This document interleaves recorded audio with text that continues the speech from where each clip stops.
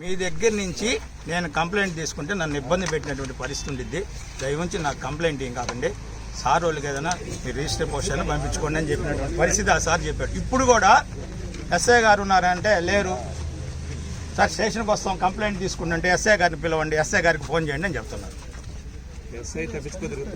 SI ఏమో already SI గారికి కూడా మేము వస్తున్నాం, ఈరోజు ఉండండి, మా రాష్ట్ర గౌరవ అధ్యక్షులు సిపిఐ పార్టీ రాష్ట్ర సహాయ కార్యదర్శి వస్తున్నారు సార్, ఉండండి అని కూడా ఆయన రిక్వెస్ట్ చేశాం. అది ఇక్కడ ఎంత దారుణంగా జరుగుతుందో ఈ దోపిడీ మీరు అర్థం చేసుకోండి. ఆయన పాపం చిన్న ఉద్యోగం అని చెప్పి నిన్న నేను ఆ విషయాన్ని బయట పెట్టలా. ఈరోజు మళ్ళీ ఆయన మీరు ఎస్ఐ గారితో సార్ కంప్లైంట్ ఇస్తాం తీసుకొని పదండి సార్ అంటే మీరు ఎస్ఐ గారితో మాట్లాడుకోమని చెప్తున్నారు.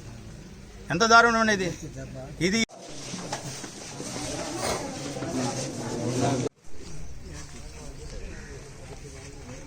కాపాడుతున్న అధికారులను అగ్రిగోల్డ్ దొంగలను కాపాడుతున్న అధికారులపై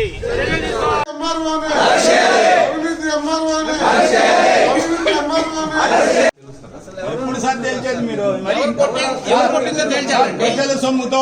ప్రజల సొమ్ముతో జీతాలు తీసుకుంటున్న మీరు ప్రజల విషయం పడేసిన కథ కనపడిందా? ఉందా? దాన్ని కాపాడాల్సిన బాధ్యత ఎవరు సార్? అగ్రిగోల్డ్ ఆస్తులు దొంగిలిస్తున్న దొంగలపై చర్యలు తీసుకోకుండా కాలయాపన చేస్తున్న ప్రభుత్వ అధికారులపై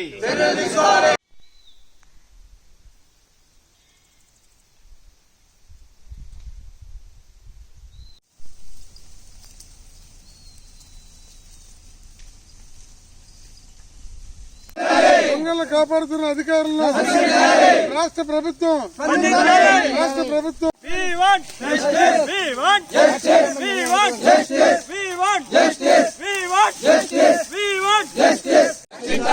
ప్రభుత్వం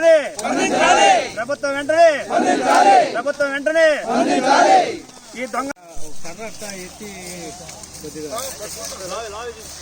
మంచి ముందు శబ్దం వస్తుందని మీరు అసలే